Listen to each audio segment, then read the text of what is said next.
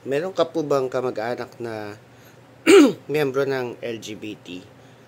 Ako meron akong kamag-anak na miyembro ng LGBT. Meron nga akong kapatid na miyembro ng LGBT. Pero hindi sila nagpapatawag na sir or ma'am. Halimbawa, may cousin ako na bading sa Tarlac. Pero hindi siya nagpapatawag na ma'am. Meron akong kapatid na tomboy, pero hindi siya nagpapatawag na sir. Kasi, at the back of their minds, alam nila na yung gender nila is by choice. And if by choice yon, so, ang nakikita ng tao sa iyo, kung lalaki o babae, tatawagan ka nila o tatawagin ka nila sa sir or ma'am, depende on their perception or on what they see. Tinatanggap naman natin dito sa Pilipinas yung LGBT. We accept gender equality.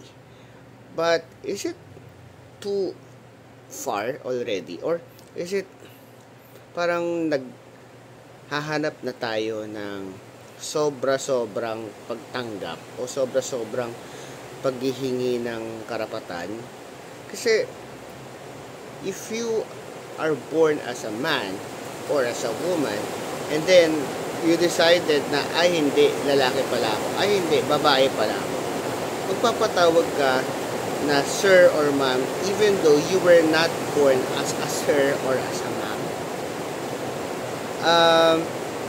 Medyo I don't know kasi even Vice Ganda ayaw niya magpapatawag na sir kasi siya, sa kanya babae siya. But at some point, etong si June Bacals ko ba yun? She, sige, tawagin natin siyang she doesn't look like a woman to me. Personally, siguro, si Vice Ganda mukha ng babae. Pero etong isang to, hindi naman siya mukhang babae. So, ikuha ko yung waiter, tatawagin ko pa rin siyang sir. Because, sa mata ko, hindi siya mukhang babae. 'Di ba? Tapos, patatayuin mo yung waiter ng 2 oras kasi hindi mo nagustuhan yung pagtawag sa'yo ng sir. Teacher ka po ba? At anong mali sa pagtawag sa'yo ng sir? Biologically speaking, you are a sir. Okay, 'di ba? Huwag tayo masyadong paimportante. Huwag po tayo masyadong pabida. Kung ayaw nyo tawagin kayong sir, edi sabihin nyo ng maayos. Okay? Pero depende yun sa pagtanggap ng tao. Hindi namin tinatapakan yung karapatan nyo na magdamit ng panglalaki or pangbabae. Hindi namin tinatapakan yung karapatan nyo because yung gender ay by choice right now. By feelings, So, it's okay. It's okay to be gay. It's okay to be part of the LGBTQ. Okay lang yan po.